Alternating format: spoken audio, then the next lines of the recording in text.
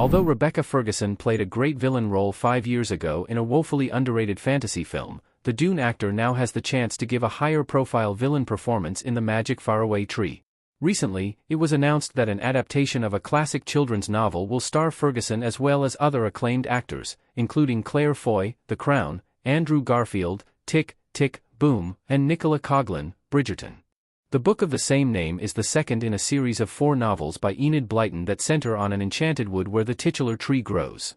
The giant, magical tree grows so tall that its branches reach the clouds, while its trunk is so wide that there are houses carved into its trunk.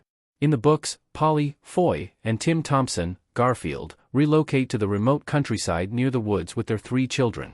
Set to be directed by Ben Grager, Fatherhood, and adapted by Simon Farnaby, Wonka, The Magic Faraway Tree will see the family reconnecting thanks to their magical surroundings, though Ferguson's Dame Snap, the ruthless villain from Blyton's book series, will no doubt try to stand in their way. Rebecca Ferguson has experience playing a fantasy villain before The Magic Faraway Tree. The actor played the antagonist in The Kid Who Would Be King. Of course, Ferguson is no stranger to playing a villain.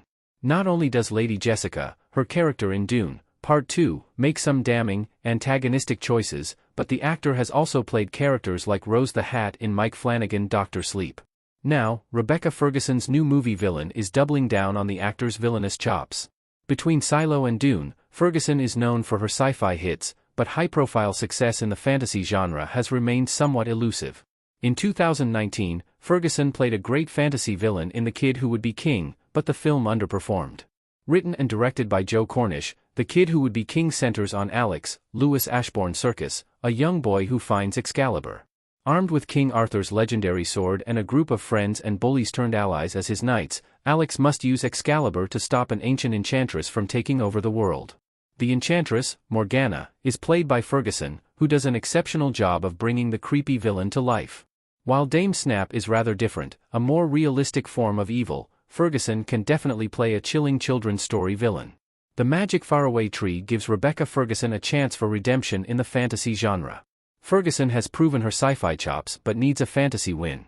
Even though Ferguson played a wonderful villain in The Kid Who Would Be King, the movie was not a huge success. Despite solid reviews, critic scores gave it 90% on Rotten Tomatoes. The all-ages fantasy flick garnered a mere $32.1 million against its $59 million budget.